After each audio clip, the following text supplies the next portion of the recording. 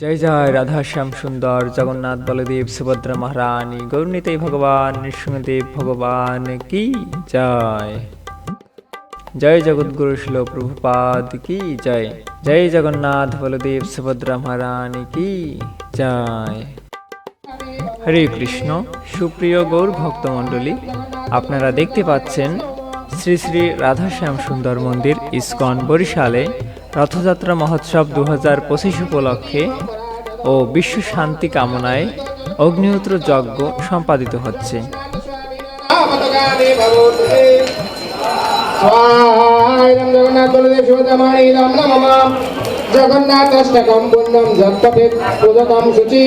এখানে শ্রী শ্রী জগন্নাথ বলদেব ও সুভদ্রা দেবীর রথ সজ্জিত করা হচ্ছে।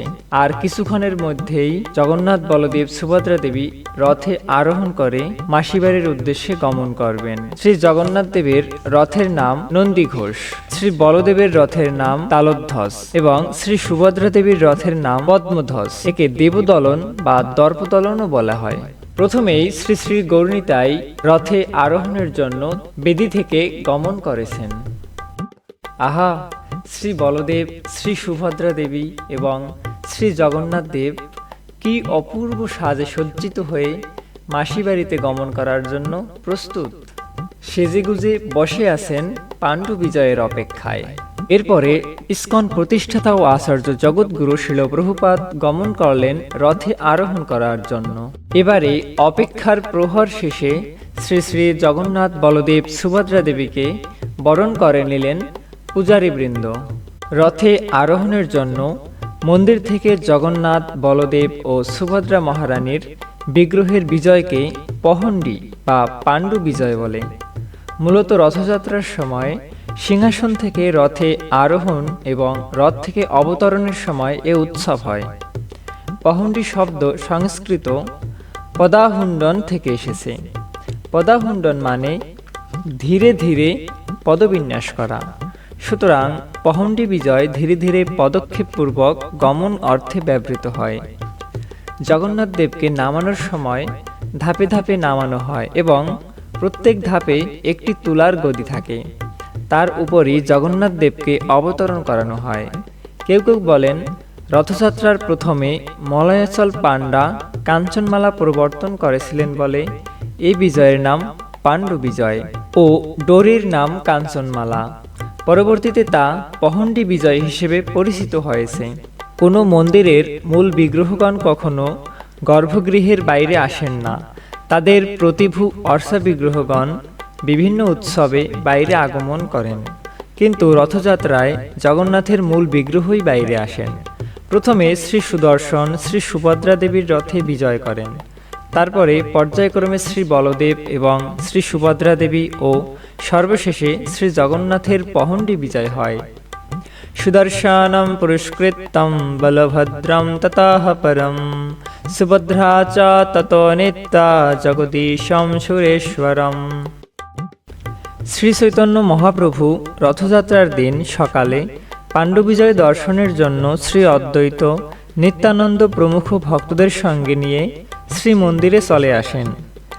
অদ্বৈত নিতাই আদি সঙ্গে ভক্তগণ সুখে মহাপ্রভু দেখে ঈশ্বর গমন। বরিষ্ঠ দ্বৈতাগণ যেন মত্ত হাতি জগন্নাথ বিজয় করায় করি হাতাহাতি।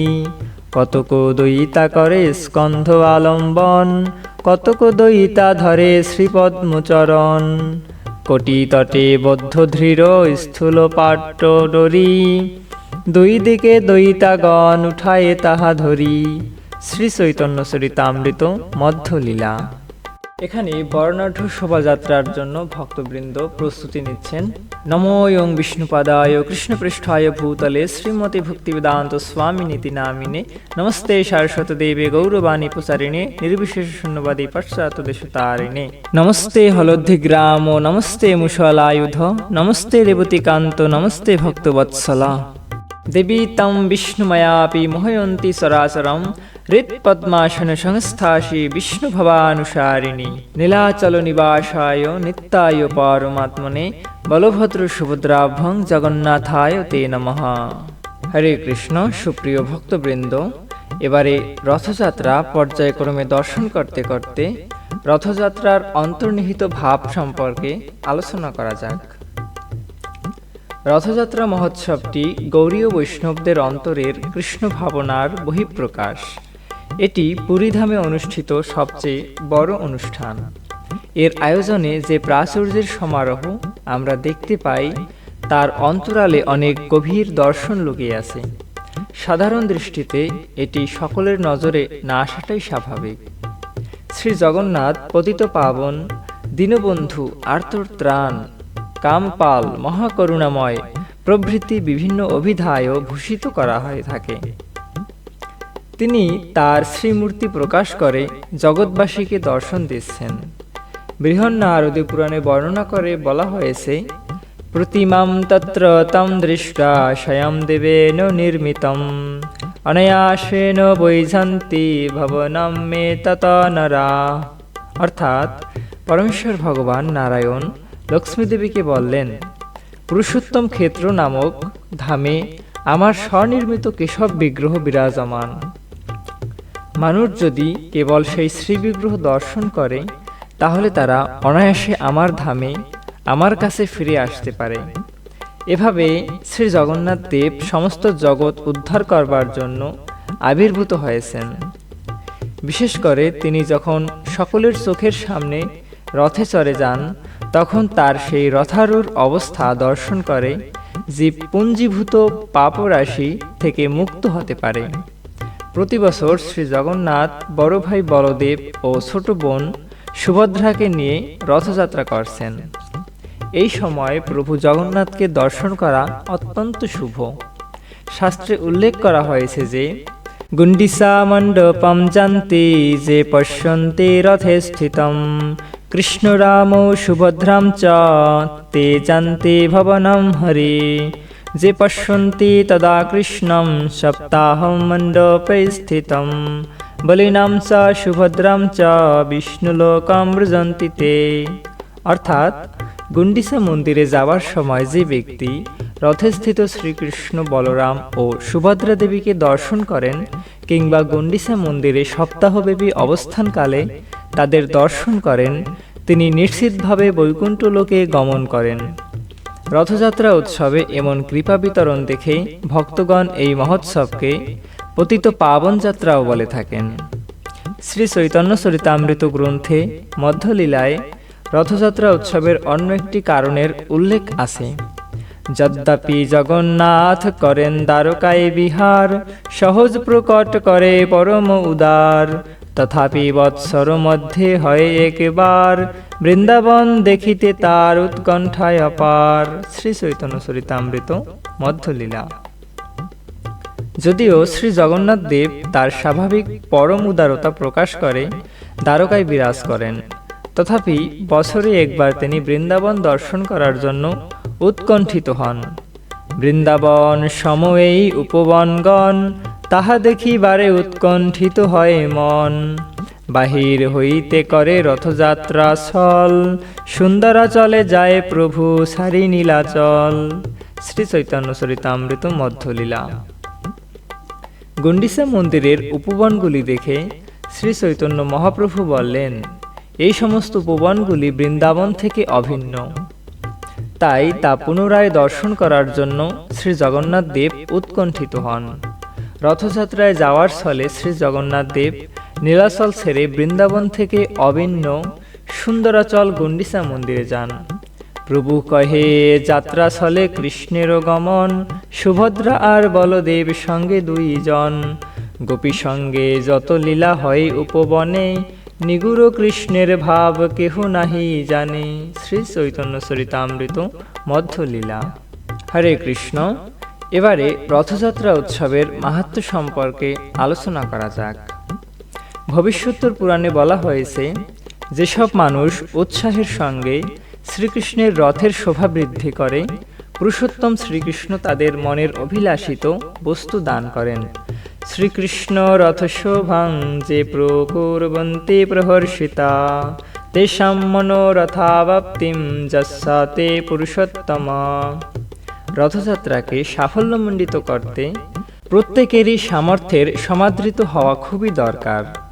কালচক্রে আয়ুষ্কাল অতিক্রান্ত হয়ে যায়, আমাদের মনোরথের নানা অভাব থেকে যায়, যার ফলে জীবনরথের সদ্গতি ঠিক থাকে না।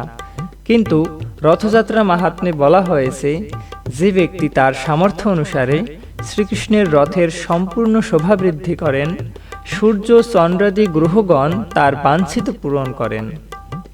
শ্রীকৃষ্ণ রথসং শোভাং যা করোতি সশক্তিত বাঞ্ছিতম তস্য যস্যতি নিত্যম সূর্যোদয় গ্রহা।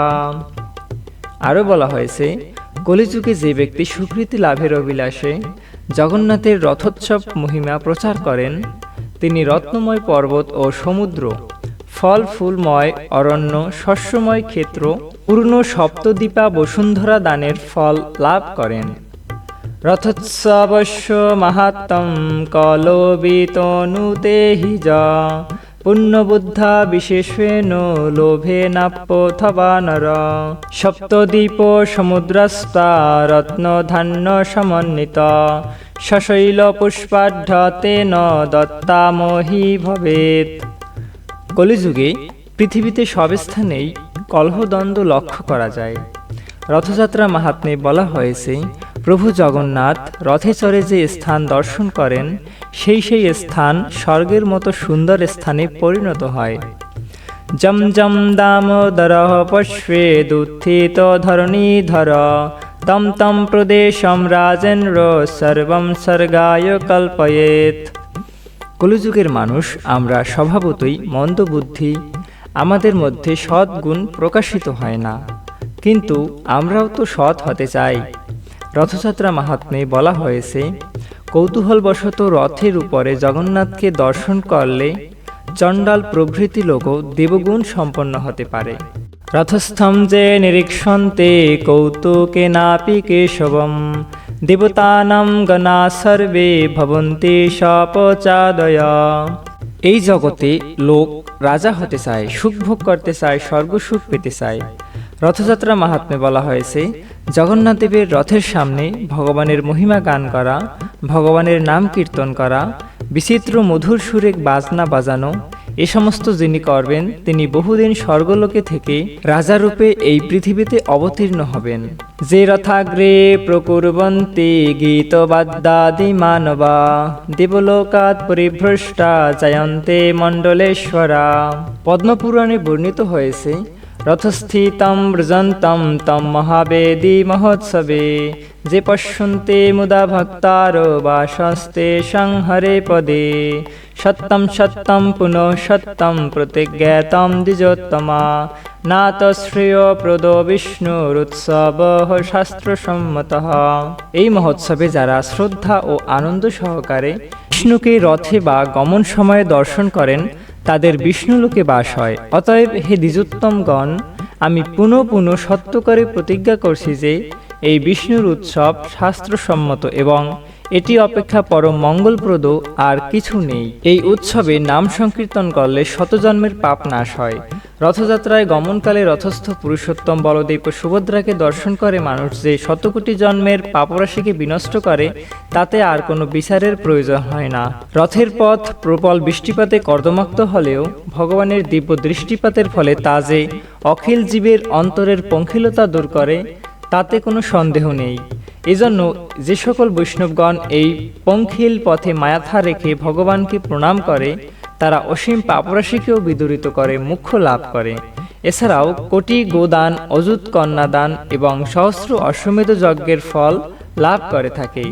জয় জগন্নাথ বলদেব সুভদ্রা মহারানী কি জয়। রথযাত্রা মহোৎসব কি জয়। হরে কৃষ্ণ